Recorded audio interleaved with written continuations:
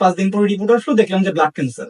Head doctor উনি বললো যে ওনাকে বাঁচিয়ে রাখলেও আপনার মানে খুব কম সময় পাবেন, বড় জোর 1 মাস সময় পেতে পারেন। আমার কন্ডিশন তখন খুব খারাপ ছিল, মানে বলার মতো না।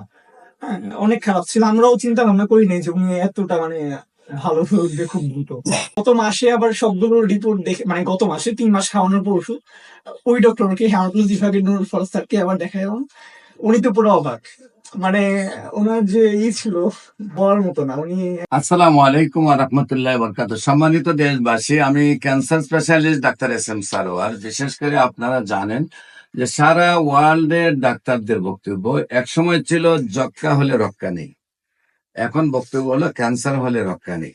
একসময় যক্ষ্মা হলে মানুষ মারা যেত, একসময় টাইফয়েড জ্বর হলে কোনো না কোনো অঙ্গ চলে যেত, একসময় বসন্ত রোগ হলে সমস্ত শরীর পাটা টোকার মতো হয়ে যেত, এমনকি রোগীকে বাইরে নেওয়া হতো, বাড়ির বাইরে। এমনকি আমাদের একজন নবীকেও পাহাড়ে নেওয়া হয়েছে বসন্ত রোগের কারণে। এমনকি ডায়রিয়া হইলো গ্রামের পর গ্রাম মানুষ মারা যায়। সেই রোগগুলি যখন কোনো ব্যক্তি নেই, সম্পূর্ণরূপে এখন সুস্থ হয়।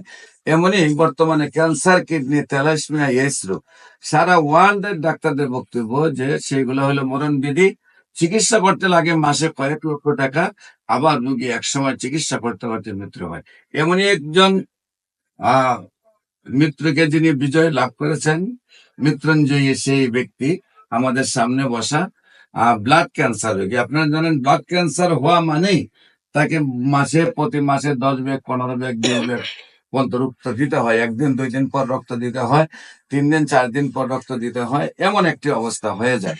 তো বিশেষ করে সেই ব্লাড ক্যান্সার রোগী মৃত্যুঞ্জয়ী সেই মানুষটার নামও রঞ্জন চক্রবর্তী, নাকি? আপনি তো রঞ্জন চক্রবর্তী। আমরা শুনবো সেই গল্প, আপনি কিভাবে সুস্থ হয়েছেন। বিশেষ করে আগে বলেন আপনার নাম। রঞ্জন চক্রবর্তী। রঞ্জন চক্রবর্তী। রঞ্জন চক্রবর্তী। রঞ্জন চক্রবর্তী। আপনার পিতার নাম? রাখাল চন্দ্র চক্রবর্তী। রাখাল চন্দ্র চক্রবর্তী। আপনার গ্রামের নাম? কামাল্লা। কামাল্লা। Post office? কামাল্লা। থানা? মুরাদনগর। জেলা? কুমিল্লা। কুমিল্লা। আপনার কি হয়? বাবা। আপনার নাম কি? রণবীর চক্রবর্তী। রণবীর চক্রবর্তী। আপনার পিতার নাম? রঞ্জন কুমার চক্রবর্তী। আপনার আম্মুর নাম? জয়রানী চক্রবর্তী। আপনার গ্রাম? কামাল্লা। কামাল্লা। পোস্ট অফিস হলো কামাল্লাই। কামাল্লা, থানা মুরাদনগর। মুরাদনগর, জেলা হলো কুমিল্লা। ঠিকানাটা দিলাম মানুষ যাতে আপনাদের সাথে যোগাযোগ করতে পারে। আচ্ছা, বিশেষ করে আপনি কিভাবে কি অসুস্থ হয়েছিলেন, কোথায় ডাক্তারের কাছে গেছেন, কিভাবে রিপোর্ট করেছেন, কি ধরা পড়ছে, কি চিকিৎসা করেছেন এবং কিভাবে সুস্থ হয়েছেন, আপনি একটু যদি আপনি নিজে একটু বিস্তারিত বলেন। 4 মাস আগে, 5 মাস আগে, হ্যাঁ 5 মাস আগে আমার ব্লাডে ডেঙ্গু পজিটিভ ছিল। প্রথম 6 মাস। ডেঙ্গু যে পজিটিভ হ্যাঁ, হয়েছে, হ্যাঁ। কোন ডাক্তারের কাছে দাঁড়ান? আমরা প্রথম আসলে- কুমিল্লা টাওয়ারে ডেঙ্গু পজিটিভ ধরা পড়ে। তারপর ওনার প্লাটিলেট কাউন্ট কমতে থাকে, হিমোগ্লোবিন কাউন্ট কমতে থাকে। তারপর আমাদেরকে কুমিল্লা টাওয়ার থেকে বললো যে আমাদের তো প্লাটিলেট অ্যারেঞ্জ করার কোনো নেই, আপনি বরং কুমিল্লা মেডিকেলে নিয়ে যান। তারপর কুমিল্লা মেডিকেলে নিলাম। কুমিল্লা মেডিকেলে রাত্রেবেলা 9:40 সময় আমাদেরকে বললো হার্ট অ্যাটাক হচ্ছে। তারপর আমরা সেখান থেকে কুমিল্লা থেকে প্রথমে আনলাম যে ঢাকায় বার্ডেমে ওনাকে রাখবো না, বললো যে রোগীর কন্ডিশন এত ভালো না, আপনারা অন্য জায়গায় ট্রান্সফার করে নিয়ে যান। তারপর ধানমন্ডি পপুলারে নিলাম। ধানমন্ডি পপুলারে নেওয়ার পর ওনারাও দেখলাম যে মানে মানে হেজিটেট ফিল করছে ওনাকে রাখার জন্য আর কি। ওনার বাহানা বানাচ্ছে যে আমাদের দিকে নেই, মানে ওনার কন্ডিশন খুব খারাপ ছিল। তারপর আমাদের ডাক্তারের হেজিটেশনে ভুগছে। হ্যাঁ, ডাক্তার না, এই যে যারা ছিল, হ্যাঁ, বললো যে হাসপাতালে যে পেশেন্ট রাখা ঠিক নয়। হ্যাঁ না, ওনারা বলছে যে পেশেন্টটাকে আইসিইউতে রাখতে হবে ইমিডিয়েট, কিন্তু আমাদের এখানে আইসিইউ খালি নেই, ওনাকে রাখার মতো কোনো স্পেস আমাদের এখানে নাই। আপনারা এখন যদি বলেন তাহলে আমরা কালকে সকালবেলা যদি আইসিইউ খালি হবে তাহলে ওনাকে আইসিইউতে শিফট করবো। এখন আমার কেবিনে রাখবে। তারপর আমাদের একজন জেঠু আছে, চন্দন রায় জেঠু, উনি মানে খবর নিয়ে আজগর একটা আইসিইউ সিট খালি পেলো ওইখানে। তারপর আজগর লিখতে ট্রান্সফার করলাম। তারপর ওইখানে আইসিইউতে ছিল একদিন। তারপর আইসিইউ থেকে শিফট করে এইচডিডিউতে দিল, অনেকটা রিকভারি দেখলাম। কিন্তু পরবর্তীতে আজকে কয়েকদিন রাখা হলো ডেঙ্গু নেগেটিভ, কিন্তু প্লাটিলেট কাউন্ট আর হিমোগ্লোবিন কমছে না, মানে বাড়ছে না। এগুলো আস্তে আস্তে কমতে থাকতেছে। তারপর আমরা 9 বার সিবিসি টেস্ট করালাম ঢাকা মেডিকেল থেকে, দেখলাম যে প্রত্যেকবারই কমতেছে, বাড়তেছে না। তারপর আজগলের হেমাটোলজি হেড ডক্টর আছেন, ডক্টর নুরুল ফরহাদ স্যার, উনি বললো যে ওনার মনে হয় ব্লাডে কোনো ইনফেকশন আছে, আমরা বন মেরু করে দেখি। তারপর ঢাকা মেডিকেলে বন মেরু করালাম। 4-5 দিন পরে রিপোর্ট আসলো, দেখলাম যে ব্লাড ক্যান্সার। তারপর আমরা মানে ওনার যে পজিশন এটা দেখে বুঝলাম না যে ব্লাড ক্যান্সার যে এরকম ভাবে হতে পারে, কারণ উনি মানসিকভাবে খুব স্ট্রং ছিল আর শারীরিকভাবে খুব স্ট্রং ছিল তখন। তারপর আমরা আবার কিছুদিন পর 4-5 দিন পরে আমরা আবার বন মেরু করি, সেই স্যাম্পলটা আমরা দিল্লিতে পাঠালাম। দিল্লি একটা হসপিটাল, সেখানে পাঠালাম এক পরিচিত ব্যক্তির মাধ্যমে। আর ওই হসপিটালে মানে এক ডক্টর আছে আমার পরিচিত ডক্টর, ওইখানে পাঠালাম। পাঠানোর পর ওইখান থেকে রিপোর্ট আসলো 18 দিন পরে।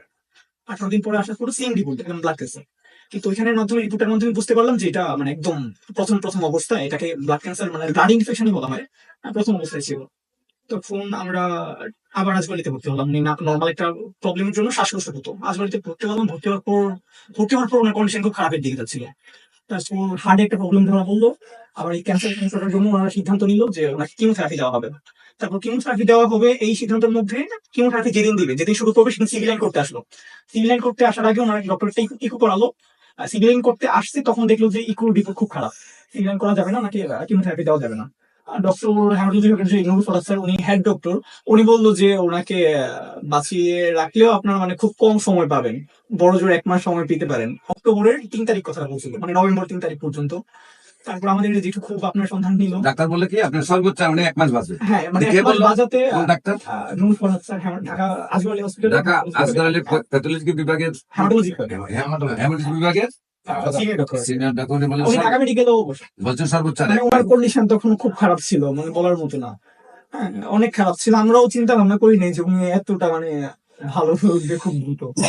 তারপর আমার, এক জেঠু, পরিচিত চন্দন রায় জেঠু, উনি আপনার সন্ধান পেলো। সন্ধান পাওয়ার পর আমাদের কাজবাড়ি থেকে শিফট আমার বের করে একদম ডিরেক্ট শুক্রবার দিন, তখন এটা মানে ফার্স্ট দিন ছিল, ফার্স্ট দিন শনিবারে, মানে শুক্রবার আপনি আসছিলেন। আমাদের শুধু একজন রোগী ছিল, হ্যাঁ আমরা ছিলাম তখন। সুজিত দাদার মাধ্যমে আপনার হলাম। তারপর আস্তে আস্তে গত ওই মাস থেকেই যখন ওষুধ আস্তে আস্তে খাচ্ছিল, ওনার প্রথম প্রথম খুব অসুবিধা হচ্ছিল ওষুধটা খেতে, মানে জিভা একদম জ্বালাপোড়া করছিল। তারপর মানে আমরা অনেক পানি দিয়েও খাওয়াইছিলাম ওনাকে ওষুধগুলো আস্তে আস্তে। তো পরবর্তীতে দেখলাম যে আস্তে আস্তে রিকভারির দিকে, প্রত্যেক মাসে দেখলাম সিরিসি রিপোর্ট, তারপর সবকিছু রিকভারির দিকে।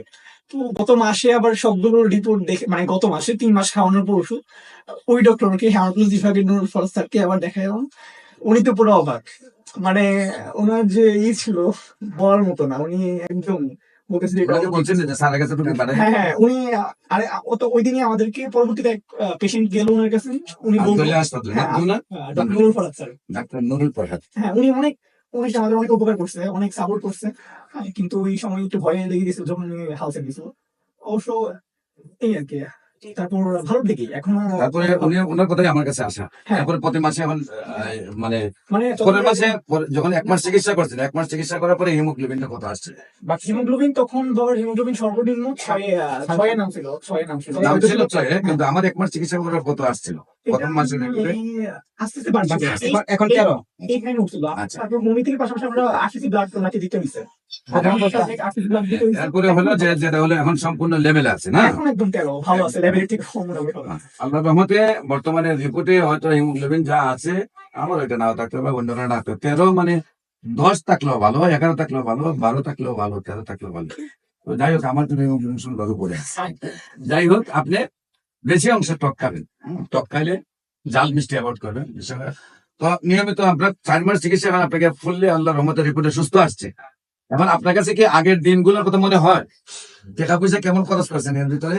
আজ করে দিতে স্যার, একদিনে আইসিইউ বিল আমাদের 1,27,000 টাকা আসছিল। একদিনে 1,07,000 টাকা বিল দিয়েছেন। আইসিইউ তে যেদিন ছিলাম। তো মোটামুটি যদি 1 বছর থাকতেন তাহলে 1.5 কোটি টাকা যেত নাকি? তো যাই